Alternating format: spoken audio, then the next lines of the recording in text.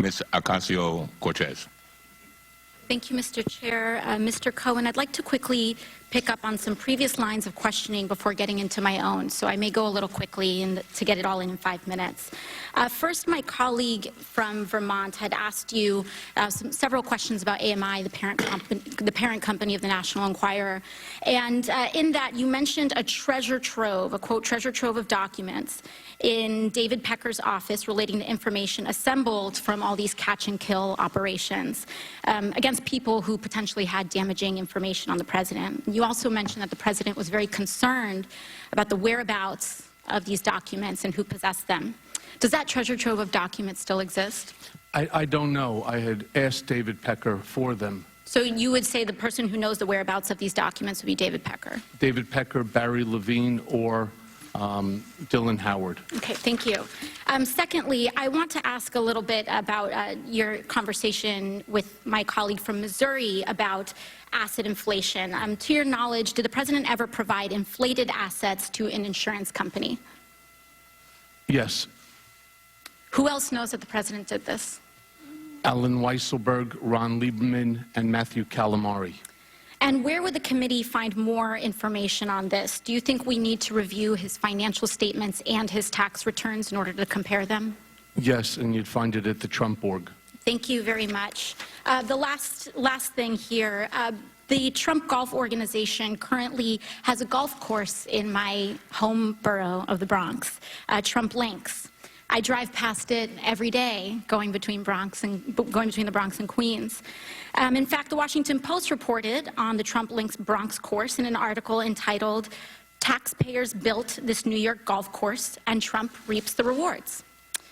That article is where many New Yorkers and people in the country learned that taxpayers spent $127 million to build Trump Links in a, quote, generous deal, allowing President Trump to keep almost every dollar that flows in on a golf course built with public funds.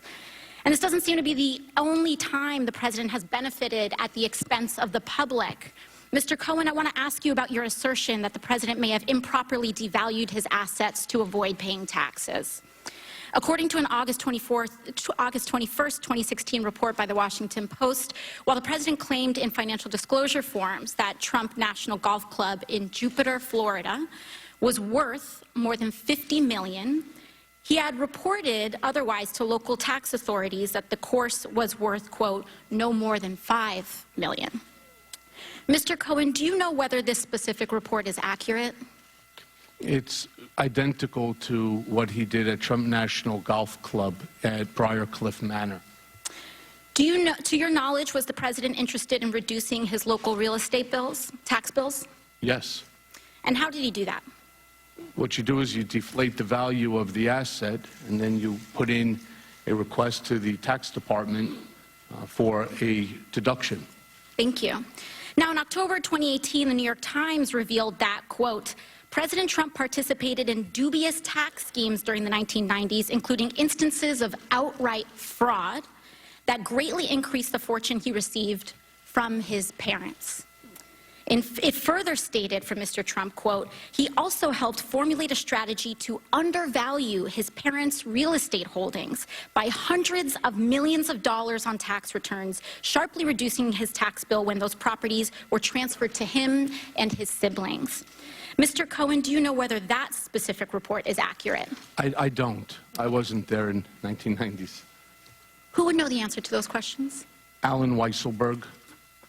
And would it help for the committee to obtain federal and state tax returns from the president and his company to address that discrepancy? I believe so. Thank you very much. I yield the rest of my time to the chair.